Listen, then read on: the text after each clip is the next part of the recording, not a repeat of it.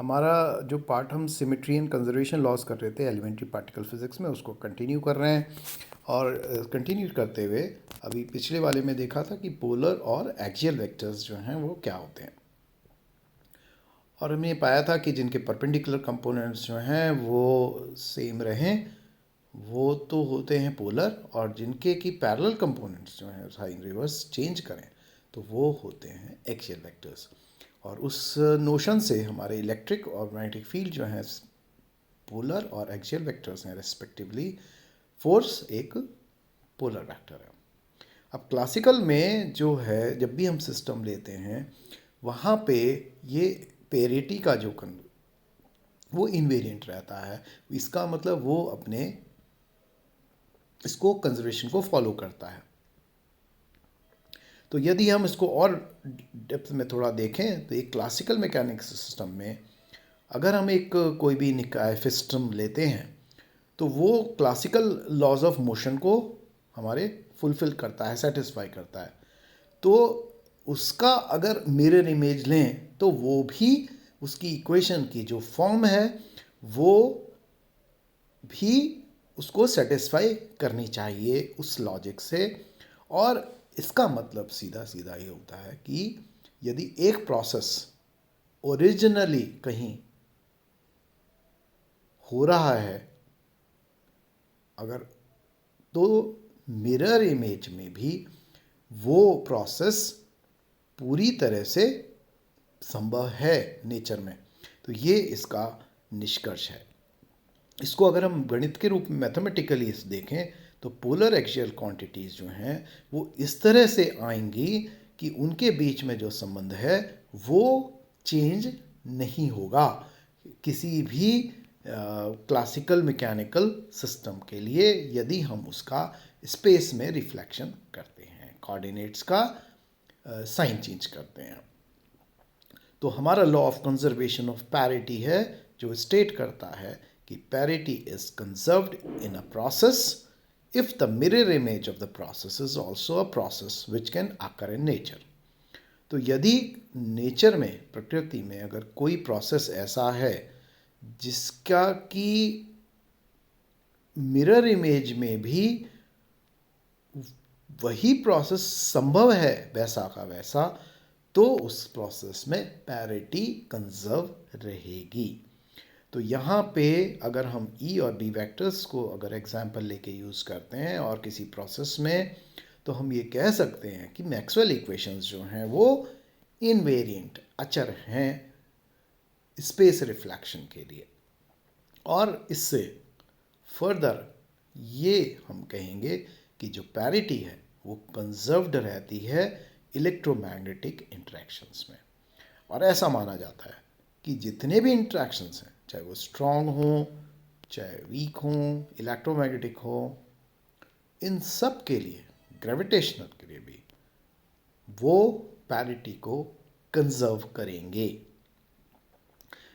लेकिन ऐसा एक समय तक माना गया और ली एंड यांग ने एक एक्सपेरिमेंट किया जिसके अंदर कि ये जो पैरिटी का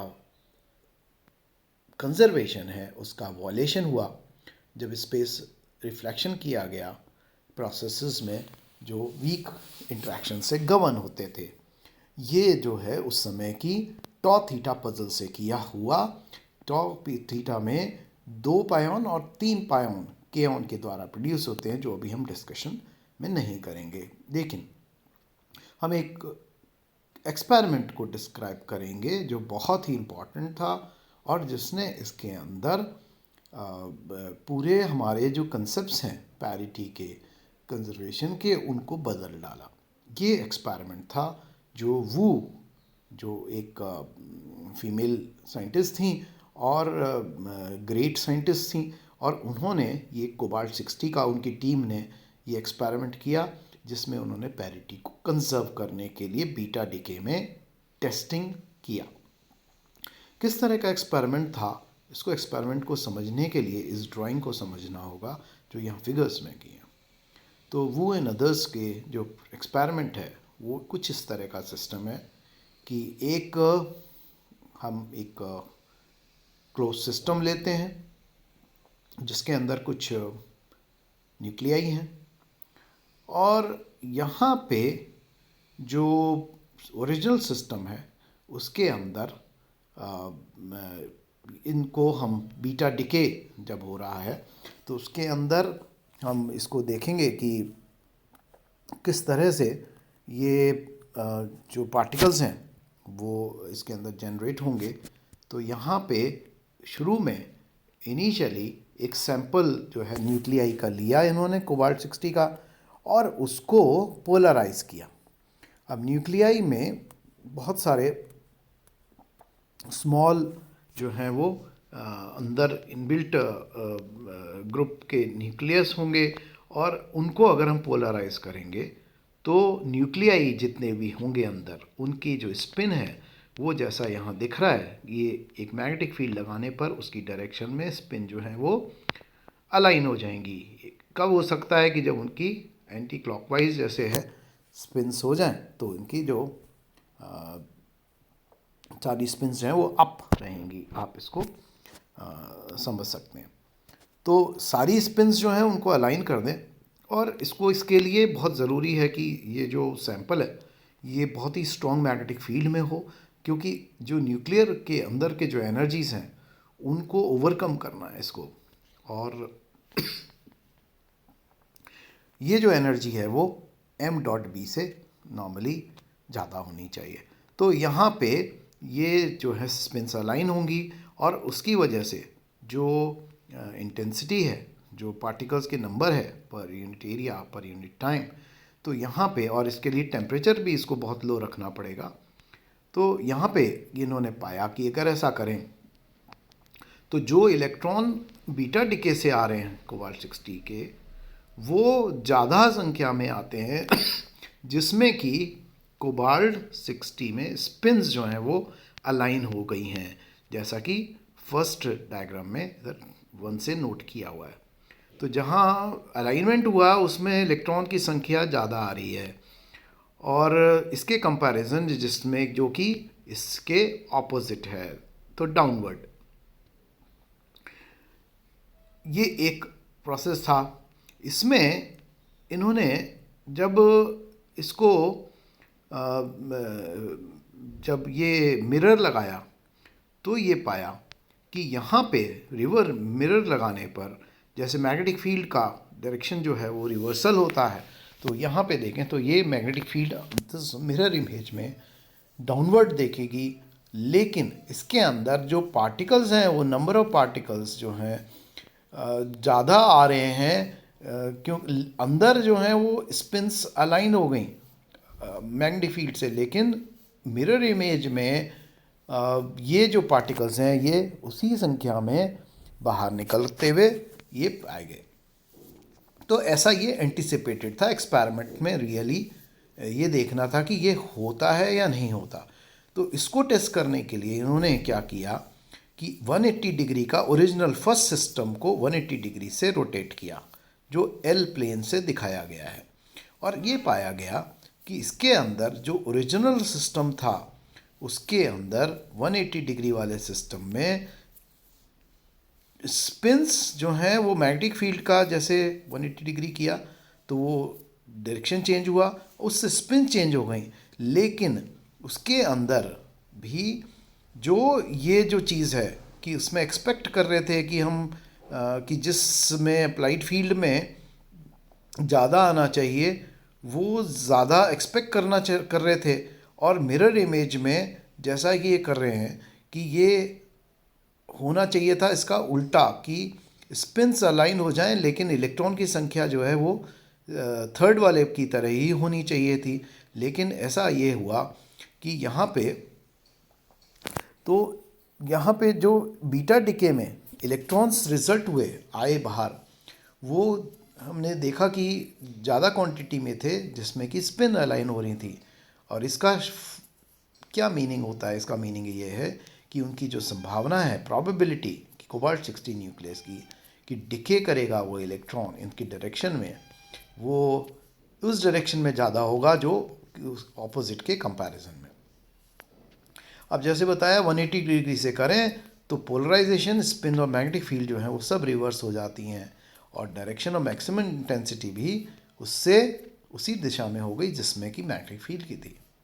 लेकिन मिरर इमेज में जहाँ की स्पिन और मैग्नेटिक फील्ड जो है वो रिवर्स तो हो गई, उल्टी तो हो गई, क्योंकि वो एक्सियल वेक्टर्स थे, लेकिन उनकी मैक्सिमम इंटेंसिटी जो है वो वही रही, जो कि एक्सपेक्टेड रिजल्ट नहीं था।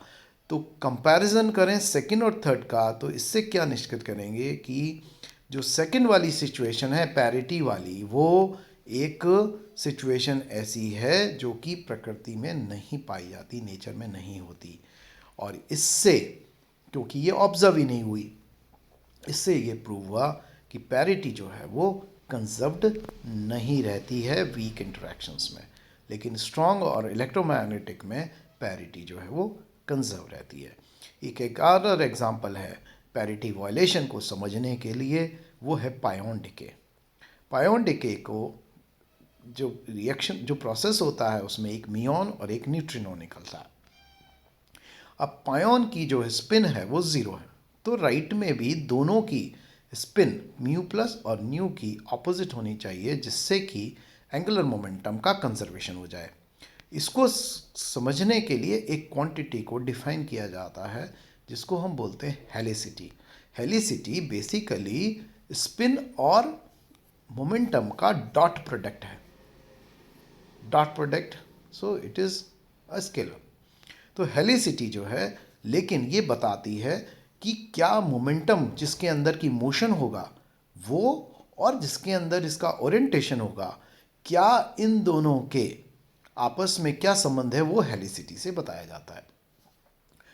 तो यदि ये दोनों एक ही डायरेक्शन में ओरिएंट हो जाए तो ये हेलिसिटी प्लस होगी, और ये हमें अगर ऑपोजिट दे देता है तो ये हमें माइनस देगी। लेकिन ये दोनों अगर परपेंडिकुलर हो जाएं एक दूसरे के, तो ये हमें ज़ीरो हेलिसिटी देगी। तो ये इसका बेसिक कंसेप्ट है। तो हमें हेलिसिटी को, अगर जैसे पैरिटी को कंजर्व करते हैं, तो उसमें पैरिटी से के साथ साथ अगर हम हेलिसिटी को भी करवाना चाहते हैं बैलेंस, तो स्पिन के जो इन रिएक्शन में होना चाहिए वो इस तरह से होगा। लेफ्ट हैंड साइड में ओरिजिनल सिस्टम है जो ए से है, और जो मिरर इमेज है वो बी से है। इसके अंदर पाई प्लस जो है वो ब्रेक होता है, एक म्यू प्लस निकलेगा जिसका कि सेंटर मास फ्रेम अगर लें तो इसका मोमेंटम अपवर्ड होना चाहिए और न्यूट्रिनो का डाउनवर्ड होना चाहिए। So because in the centre of mass frame the total momentum is zero. तो यहाँ पे इनिशियली ये होगा, लेकिन स्पिन जो है न्यूट्रिनो की वो जो है वो अप रहती है, और म्यू प्लस की जो है वो ओरिएंटेशन के हिसाब से डाउनवर्ड है। तो एस डॉट पी दोनों केस में आपके नेगेटिव हेलिसिटी दे रहा है, मीन्स -1 है। लेकिन मिरर इमेज में जो सिस्टम यह है वो, उसके अंदर म्यू प्लस की जो हेलिसिटी है वो +1 आ रही है मिरर की वजह से, और न्यूट्रिनो की जो है वो भी +1 आ रही है। तो ये जो प्रोसेस है ये नेचर में नहीं पाया जाता। तो ये क्यों नहीं पाया जाता? क्योंकि इस केस के अंदर न्यूट्रिनो जो है उसकी हेलिसिटी गलत हो जाती है, न्यूट्रिनो की नेगेटिव होती है, और म्यू प्लस की जो है वो भी नेगेटिव होती है। अब इसको कैसे फाइंड आउट करें कि म्यू प्लस जो है उसकी नेगेटिव ही आएगी? तो अगर न्यूट्रिनो है, अगर दोनों होती, मान लीजिए कि उसकी, जैसा कि मिरर इमेज में हो रहा है, अगर न्यूट्रिनो की दोनों हेलिसिटी होती +1 भी और -1 भी, तो म्यू प्लस की भी दोनों हेलिसिटी होनी चाहिए थी। तो यहाँ पे जो सेकंड प्रोसेस है वो इसमें फिर संभव हो जाता, ऑब्जर्व प्रोसेस हो जाता, अगर हम इसके अंदर ये कहते कि इसके अंदर पैरिटी कंजर्व है। अब इस हेलिसिटी प्लस म्यू प्लस की समझने के लिए ये वाला जो एक्सपेरिमेंटल एक अरेंजमेंट किया गया और इससे उसको डिटरमिन किया गया। इसके अंदर प्रोसेस में जब भी कोई म्यू प्लस डिके होता है तो वो एक पॉजिट्रॉन में जाता है और न्यूट्रिनो में जाता है। तो फर्दर में, तो इसके लिए आप इसको लेफ़्ट से चलें और देखें कि बीच में से जब ये म्यू प्लस डिके हो रहा है तो ये -1 के साथ अगर हम लेके चलते हैं तो पाई प्लस आएगा और इधर म्यू निकलेगा और उधर एक जो है वो न्यू निकलेगा। तो हमारे पास ये जो है एक पॉजिट्रॉन इस पॉइंट पे जो कि बी पॉइंट से डिनोट किया गया है, तो इसको देखें तो एक ई प्लस जो है वो इधर निकल रहा है और इसकी स्पिन है उसी डायरेक्शन में, और इधर एस न्यू जो है वो इनवर्ट की तरफ है, उस पॉइंट की तरफ है। और न्यू बार जो है, जो हमारा एंटी न्यूट्रिनो वाला पार्ट है, वो इसमें ही होगा। तो इलेक्ट्रॉन जो एमिट होते हैं वो 180 डिग्री, ऑलमोस्ट 180 डिग्री से ओरिजिनल मोशन के निकलते हैं, और उनकी जो हेलिसिटी है वो +1 होती है, जो कि क्योंकि ये चार्ज पार्टिकल है, इसको मोमेंटम भी और इसकी स्पिन इसको डिटरमिन करना बहुत इजी होता है डायरेक्शन को। स्टर्न गार्ले का वेल नोन एक्सपेरिमेंट है स्पिन के लिए, और मोमेंटम बहुत इजीली आप फाइंड आउट कर सकते हैं किसी भी उसका। तो ये जो कंजर्वेशन है एंगुलर मोमेंटम के लिए, उसके लिए इसका म्यू प्लस का -1 होना बहुत ज़रूरी है। तो इसलिए इस प्रोसेस में ये जो दिखाया गया है बी से, उसके अंदर ये पॉजिटिव हेलिसिटी से मियॉन जो है वो नहीं आएगा। सो नेक्स्ट में अब हम चार्ज कॉन्जुगेशन करेंगे। This is all for